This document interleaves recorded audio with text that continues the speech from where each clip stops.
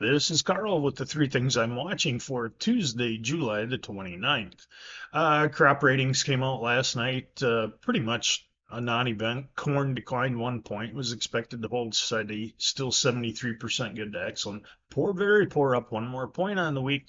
Shows we're seeing a pretty big division in this corn crop from, it would tell me that it's definitely going to be a year of the haves and the have-nots.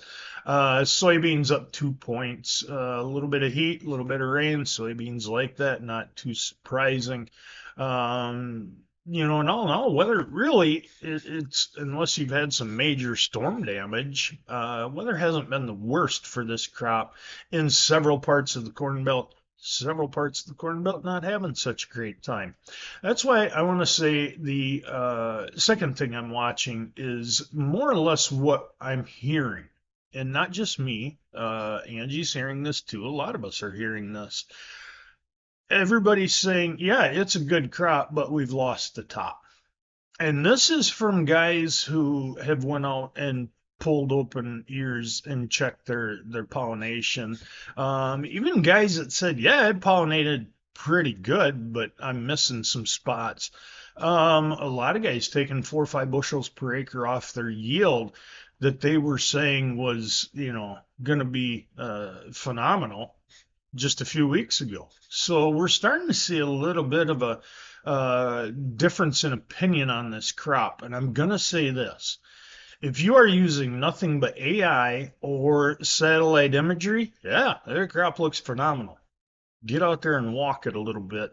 You're starting to find some stories, and it's not widespread. It's becoming more common and more common across the Corn Belt that, yeah, it's a good crop, not a great crop. I'm sure we have not heard the last of that. The third and final thing I'm watching today, trade deals. We got the big one with the EU yesterday. And now let me clarify though, this is framework we're putting together. This is not an actual signed deal. There's still going to be some give and take on these the trade deals that we're being told were put together. They're framework. But both sides talking, EU and the US, and we do have. I mean, we've locked in tariffs. We don't have a signed agreement, and that's my hangup. You don't have a signed contract, you don't have a contract. I'm a firm believer in that. Same with China.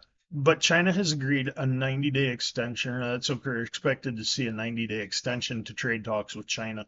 It's going to be a lot more difficult to hammer out a deal with China than the rest of the world. I expect them to be one of the last groups we probably put a trade deal together with.